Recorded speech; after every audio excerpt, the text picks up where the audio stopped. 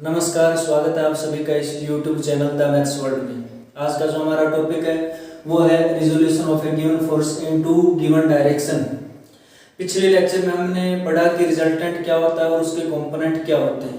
Parallelogram law of forces के बारे में भी पढ़ा। Parallelogram law of forces resultant find out करने के लिए हम यूज करते हैं। जब हमें दो फोर्स दिए हुए होते हैं तो उनका रिजल्टेंट कैसे फाइंड आउट करना है तो हम पैरेललोग्राम लॉ ऑफ फोर्सेस का यूज करते हैं। यहाँ पर जो हमारे पास जो टॉपिक है this is the reverse of composition of forces, यानी जो पैरेललोग्राम लॉ ऑफ फोर्सेस है उसका एक तरीके से हम बोल सकते हैं रिवर्स कंसेप्ट है। वहां पर हम दो फोर्सेस को कंबाइन करके उनका जो रिजल्टेंट है वो फाइंड आउट करते हैं। यहाँ पर एक फोर्स को उसके कंपोनेंट में हम डिवाइड करेंगे। हमें दो डायरेक्शन गिवन होगी, एक फोर्स दिया हुआ होगा, उस फोर्स के उन दोनों डायरेक्शन में क्या कंपोनेंट हो सकते हैं वो हमें फाइंड आउट करना है। वो हम इस लेक्चर में हम करेंगे। और मान लीजिए हमारे पास ये फोर्स गिवन है और दो डायरेक्शन हमें गिवन है, ये वाली डायरेक्शन और ये डायरेक्शन। तो इस डायरेक्शन के अलोंग एक ऐसा फोर्स होगा और इस डायरेक्शन के अलोंग भी फोर्स होगा। हमें क्या करना है, उन दोनों फोर्सेस के मैग्नीट्यूड फाइंड आउट करने हैं। उन दोनों फोर्सेस का मैग्नीट्यूड ये वाला फोर्स बनना चाहिए, तो ये उन दोनों फोर्सेस का रिजल्टेंट कहलाता है और ये जो दोनों फोर्सेस है ये इस फोर्स के कंपोनेंट कहलाएंगे। तो हमें क्या करना है, फोर्स गिवन है, हमें इन दोनों का मैग्नीट्यूड फाइंड आउट करना है। पैरेललोग्राम लॉ ऑफ फोर्सेस में ये वाले गिवन होते थे हमें और ये फाइंड आउट करना होता था, इसमें उसका रिवर्स है। अब देखिए हम फाइंड आउट कैसे करेंगे। अब एक फोर्सेस के बहुत सारे कंपोनेंट बन सकते हैं। अब मान लीजिए ये वाला फोर्सेस है तो इसको क्या कर सकते हैं हम, दिस फोर्स, ये वाला जो फोर्स है ये अनेकों यानी इनफाइनाइट नंबर ऑफ पैरेललोग्राम का डायगोनल बन सकता है। हम कोई भी, जैसे ये हमने पैरेललोग्राम बनाई तो ये इन दोनों फोर्सेस का जो रिजल्टेंट है वो बना। और भी किसी तरीके से हम कर सकते हैं, ये हमने किया तो ये वाले जो दो फोर्सेस है इनका भी रिजल्टेंट बनेगा ही। तो इस तरीके से एक फोर्स जो है उसके कंपोनेंट हम अलग अलग डायरेक्शन में अनेकों तरीके से हम फाइंड आउट कर सकते हैं। तो कैसे फाइंड आउट हम कर सकते हैं,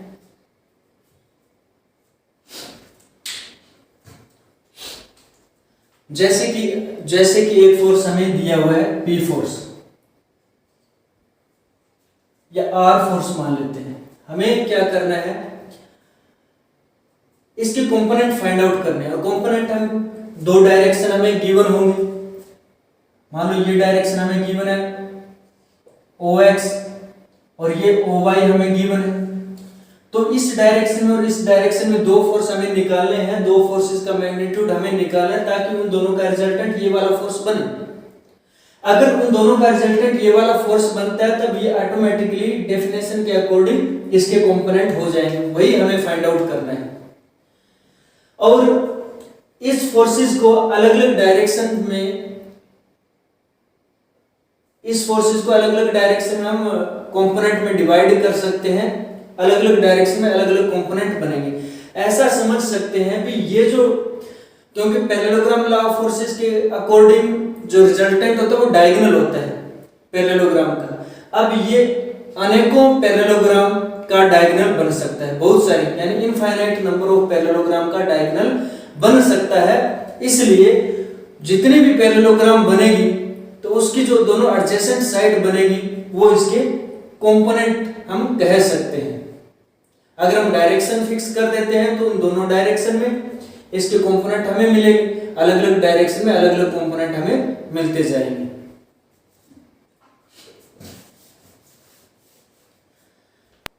अब मान लीजिए हमें एक फोर्स F दिया हुआ है और वो कंप्लीटली रिप्रेजेंट किया जा सकता है OC से।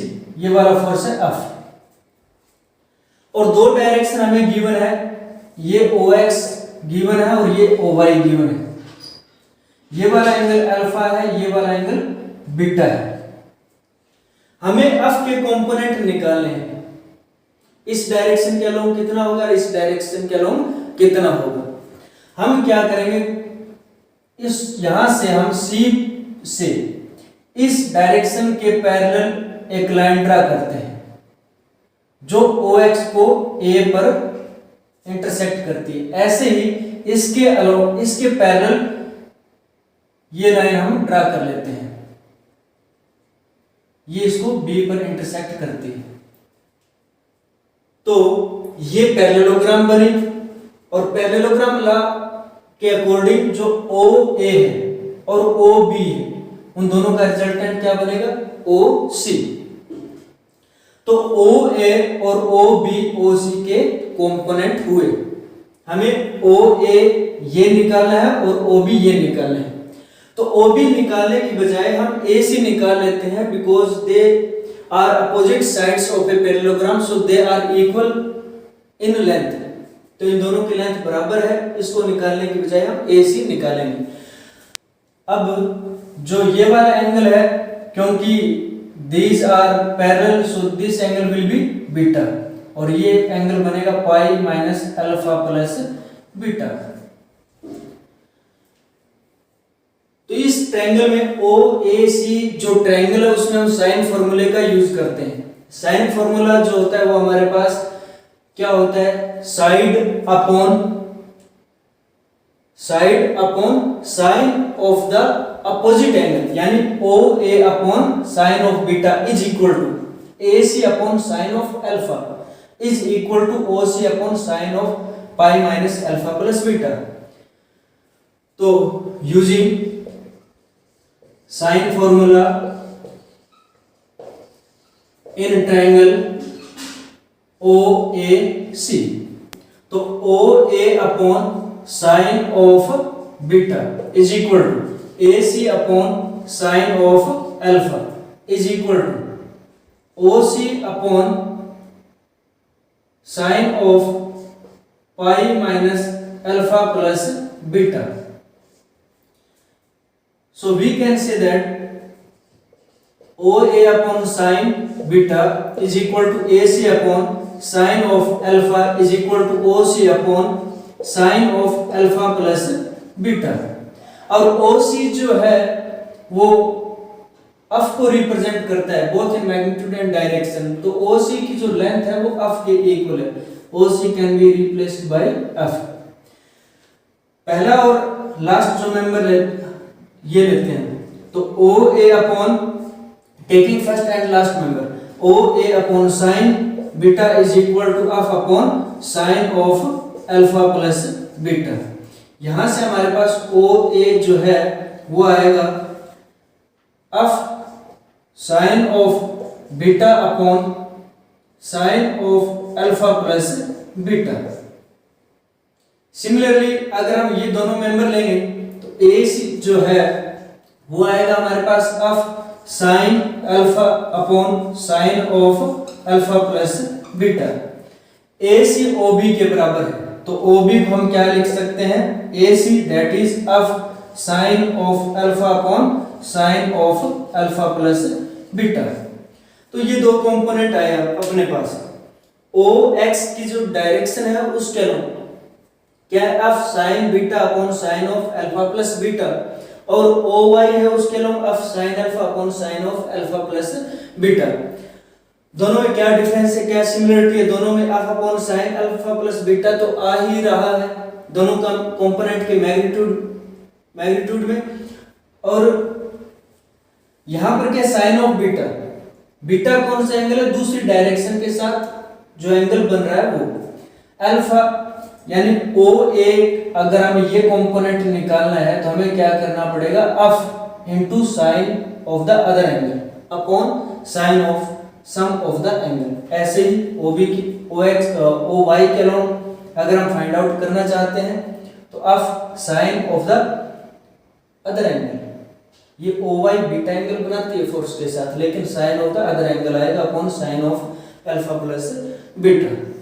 तो ये कंपोनेंट बनेंगे। नाउ ये तो थे कंपोनेंट हम कैसे फाइंड आउट करते हैं अगर हमें फोर्स दिया हुआ है और दो डायरेक्शंस गिवन है उनके अलोंग। नाउ हम रिजॉल्व्ड पार्ट फाइंड आउट करेंगे, resolved part of a given force. यहां पर क्या है, हमारे पास ये अल्फा एंगल है और ये बीटा है। अगर ये दोनों डायरेक्शन राइट एंगल्स पर हो, यानी ये दोनों डायरेक्शन एक दूसरे के परपेंडिकुलर हो, तब जो कंपोनेंट बनते हैं फोर्स के, उन्हीं कंपोनेंट्स को हम रिजॉल्व पार्ट कहते हैं। तो यानी कि अल्फा प्लस बीटा कितना हुआ 90 degree.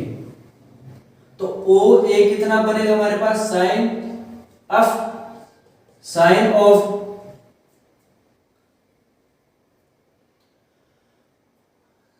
Of beta upon sine of 90 degree, that is of sine beta. ऐसे ही ओ बी बनेगा हमारे पास of sine of alpha upon sine of 90 degree, this is equal to of sine alpha. अब क्योंकि alpha plus beta 90 degree के इक्वल है, तो बीटा को क्या लिखा जा सकता है 90 माइनस अल्फा। तो अब ये हुआ कोसाइन अल्फा। तो अगर हमें रिजॉल्व्ड पार्ट फाइंड आउट करने हो, अगर हमें रिजॉल्व्ड पार्ट फाइंड आउट करने हैं, देन तब ये दोनों डायरेक्शन देने की जरूरत नहीं है, सिर्फ एक डायरेक्शन दी हुई हो भी, इस डायरेक्शन के अलोंग और उसके परपेंडिकुलर डायरेक्शन के अलोंग रिजॉल्व पार्ट इसके फाइंड आउट करो। तो एक एंगल काफी है, क्योंकि दूसरा तो 90 माइनस वो वाला एंगल हो ही जाएगा। तो मान लो हमें क्या करना है, ये वाला फोर्स है F, we find the resolved part along OX। Resolved part हमें फाइंड आउट करना है, ये है O से F, making an angle alpha with the force. भी रिजॉल्व्ड पार्ट फाइंड आउट करनी है। तो OX के अलोंग कितना होगा, OX के अलोंग होगा हमारे पास, दूसरी तो है, दूसरी इसकी परपेंडिकुलर डायरेक्शन बनेगी OY, वो बनेगा 90 माइनस अल्फा। तो सिंपली क्या करना है हमें, OX के अलोंग OX F क्या आएगा cosine alpha, F cosine alpha, और along OY F sine alpha.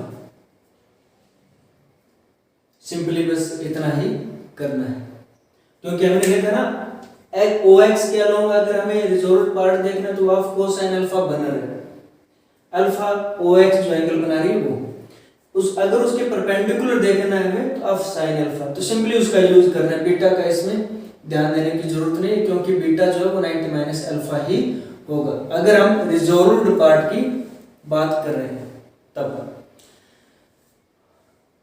और अगर हम रिजल्ट की बात करें तो किसी भी फोर्स का अपनी ही डायरेक्शन में रिजॉल्व्ड पार्ट देखना है, तो कितना बनेगा ऑफ कोसाइन 0, क्योंकि अलोंग OX क्या है ऑफ कोसाइन अल्फा है। अगर हम हमारे पास ये फोर्स F और हमें इसी डायरेक्शन में इसका रिजॉल्व्ड पार्ट देखना चाहते हैं और उसकी परपेंडिकुलर डायरेक्शन में इसका रिजॉल्व्ड पार्ट देखना चाहते हैं, तब क्या होगा, अब ये डायरेक्शन F के साथ तो 0 एंगल बना रही, तो अल्फा क्या बना 0, तो F कोसाइन 0 अपने ही डायरेक्शन में क्या आएगा F। अगर उसकी परपेंडिकुलर देखें तब आएगा हमारे पास F साइन 0, तो ये आ जाएगा 0। तो अपनी डायरेक्शन में F सिंपली क्या करना है, अल्फा की वैल्यू उसमें रखनी है। अल्फा क्या है, अगर हम अपने ही डायरेक्शन में देख रहे हैं तो एक फोर्स है जिसका मैग्नीट्यूड है 24 newton, F is equal to 24 newton. किसी भी डायरेक्शन के अलोंग हो सकता है। हमें क्या करना है, रिजॉल्व्ड पार्ट फाइंड आउट करना है इस फोर्स का अलोंग हॉरिजॉन्टल एंड वर्टिकल। ये हॉरिजॉन्टल के साथ 30 डिग्री यानी 30 डिग्री एंगल बनाता है। अल्फा कितना हुआ 30 डिग्री। ये F is equal to 24 newton और ये हॉरिजॉन्टल है ये एंगल है 30 डिग्री। हमें इस हॉरिजॉन्टल डायरेक्शन के अलोंग और इसके वर्टिकल डायरेक्शन के अलोंग इसके रिजॉल्व पार्ट देखने हैं। तो हॉरिजॉन्टल डायरेक्शन के अलोंग सिंपली एफ क्या होता है, कोसाइन, यानी जिस डायरेक्शन के साथ एंगल दिया हुआ है तो उस डायरेक्शन के अलोंग अगर रिजॉल्व पार्ट देखना है तब F into cosine of the angle आएगा। और जिस डायरेक्शन के साथ एंगल हमें दिया हुआ है, हम परपेंडिकुलर डायरेक्शन के साथ एंगल रिजॉल्व पार्ट देखना चाहते हैं। एंगल तो हमें इस डायरेक्शन के अलोंग दिया हुआ है, इस डायरेक्शन के साथ दिया हुआ है, हमें रिजॉल्व पार्ट देखना है इस डायरेक्शन के परपेंडिकुलर डायरेक्शन में, तो साइन ऑफ दिस एंगल आएगा। तो पहला क्या है, एफ कोसाइन अल्फा, ये आएगा 24 cosine of 30, this is equal to 24 into square root of 3/2, तो 12 square root of 3 newton. Perpendicular direction के अलोंग एफ साइन अल्फा, ध्यान देने वाली बात क्या है, अल्फा तो इस डायरेक्शन के अलोंग है और हम रिजॉल्व पार्ट देख रहे हैं परपेंडिकुलर डायरेक्शन के अलोंग, तो एफ साइन अल्फा, अल्फा तो यही रहेगा, ये नहीं रहेगा। अगर ये एंगल यही रहेगा हमारे पास, तो कितना आएगा, एफ 24 साइन ऑफ 30 डिग्री, तो 24 साइन ऑफ 30 डिग्री यानी 1/2, तो 12 न्यूटन।